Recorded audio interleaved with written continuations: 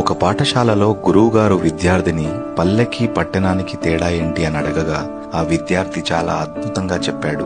పల్లెల్లో కుక్కలు వీధుల్లో ఉంటాయి, ఆవులు పెంచుకుంటారు. పట్టణాల్లో ఆవులు వీధుల్లో ఉంటాయి, కుక్కని పెంచుకుంటారు. పల్లెల్లో ఎలాంటి చుట్టరికం లేకపోయినా వరసలతో పిలుస్తారు. పట్టణాల్లో చుట్టాలు కనిపించినా ఆంటీ అంకుల్తో సరిపెడతారు. పల్లెల్లో పండగ ఎప్పుడు వస్తుందని ఎదురు చూస్తారు, పట్టణాల్లో పండగ దండగని భావిస్తారు. పల్లెల్లో గొడవలవుతే కలపడానికి పంచాయతీ పెడతారు, పట్టణాల్లో పంపకాల కోసమే పెద్ద మనుషులు కూర్చుంటారు.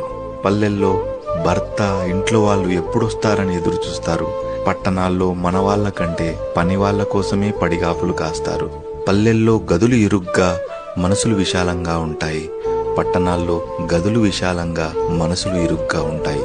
విచిత్రం ఏమిటంటే పల్లెల్లో వెక్కిరించడానికి చూపించే బొటనవేలుని పట్టణాల్లో గొప్పగా లైక్ బటన్ అని భావిస్తారు, దానికోసమే అడుక్కుంటారు.